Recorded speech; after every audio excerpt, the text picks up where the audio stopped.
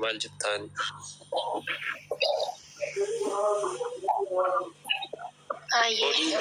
Cara mana kompilingi kau ada kat video, anak mau post kau resan.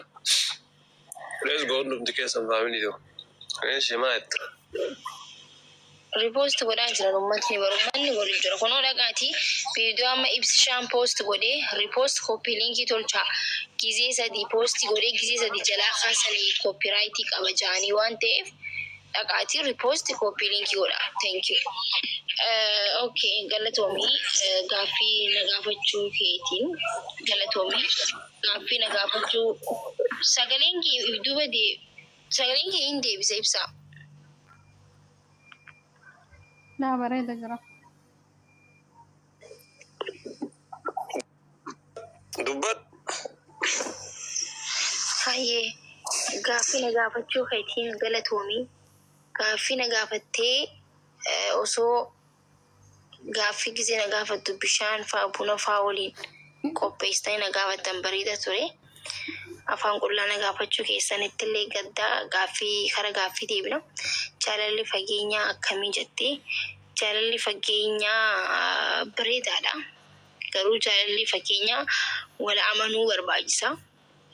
Kan nama hedduu wal amananiiti jaalalli fageenyaa. Bexaam itti ulfaata yaa uummata kiyya.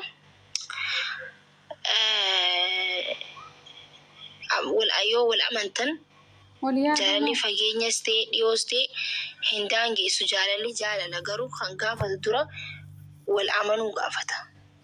Wal amannaan biyya feetan wajji jiraatanillee wal arkitan waliin jiraattan waliin guddattan waliin hortan waliin bultan yoo garuu wal amanuun hin jiraanne fagaattuu si miti mana tokko keessa wajji jiraatullee jaalalli wajji jiraachuu hin dandeessu jechuudha. Fikir yarqas fikir yalbaam ነው jedhamaami. Kan onnee nama qulqulluuti kan nama wal amanuuti jedhama jaalalli fageenyaa. So akkasii yaa ibsaa asii deebi'e.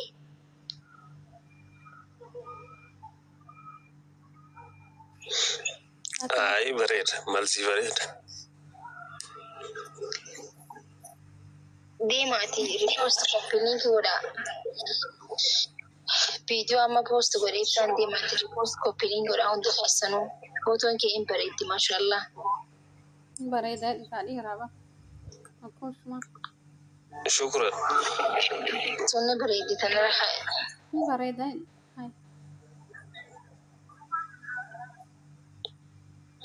Halkani guyyaa Na yaadde isa ibsa.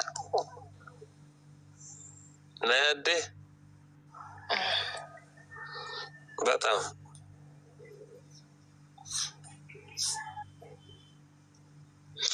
ምን ነው ያያነት Ara siyaadiitiin jira akka ajaa'ibatti. Ija xiyyaawwan biisu gisee footoo ka'us na laala meechiti yaa'u. Akkaataa burtukaana itti qabeerran agartu akkan itti siyaade.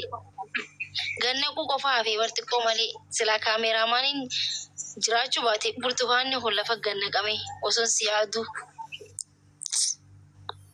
Ay yaa Rabbi waan jabaatte maraa fureeti.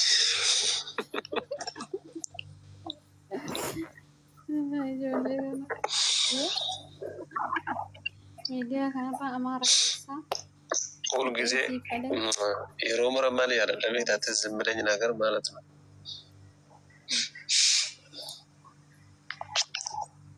ጉያ ዴማ ጅሩሰን ያደታይ ጋዚዮራ ዴሙሰን ጉያ ሰን የሆነ በሪ ደዳበን ክላሲ ስቲታ መልከትብ ሰራና እንጅት manni nama nyaatuuf taa'ati deemu innaan ganaa jette san yaadatta. Akkam ajaa'ibatti yaadadhe. Furgiseessuu nuti simbire. yaade bakka waan dhufuudha. Booyara. Furrii ol fudhataa artamoo waan biraati. Booyaan jira malee. Mira keessaa baya.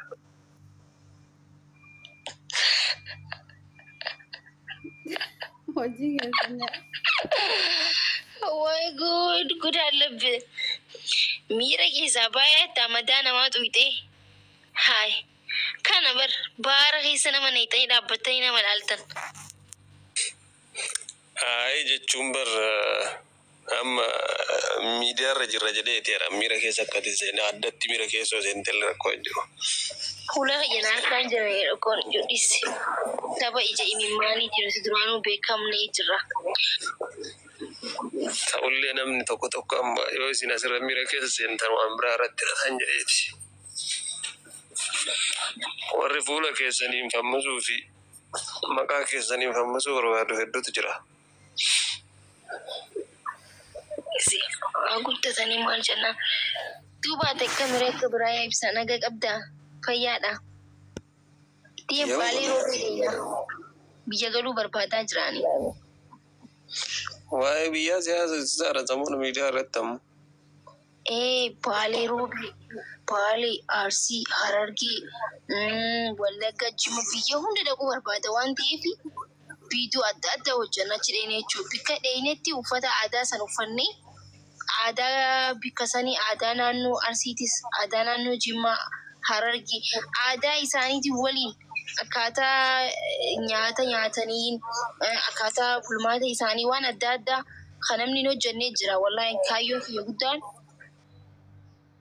aadaa Oromoo kana uffata aadaa qofa osoo hin ta'in naannoon suni fuudhaa heeruma irrattis ta'ee akkaataa ni jiraami waan akkasii bikka sanii agarsiisuu barbaadanii beekta addunyaatti.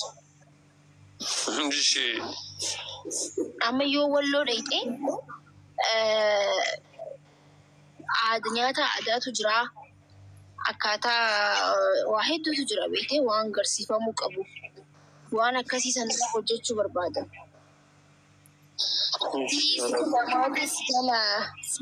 Dhugaa keeti aidiyaa kiyya na jalaa hatanii dhugaa keeti thank you so much. Wallahi himuu qabu na jalaa hatanii. Namni hojjenne uffata aadaa uffachuu malee namni hojjenne yaada naan qabu kana dhugaa keeti sabboonaa galatuuni.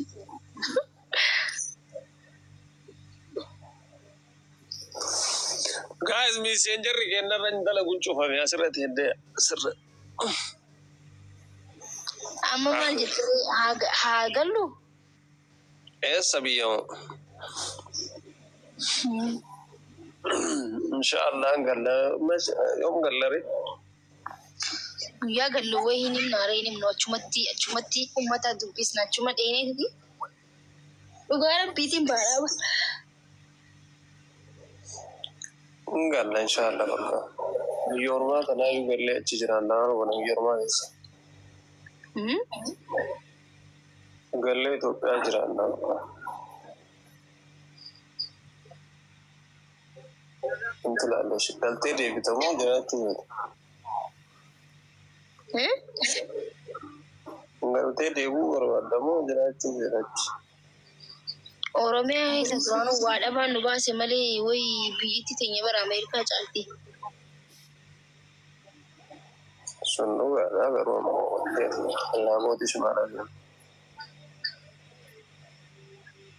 Guys, marii kun marii hawaasni dhaga'uu qabu waan ta'eef ay kana guys achuma jiraanna akkamittan Itoophiyaa dhufnee Oromiyaa dhufnee isin waliin jiraanna.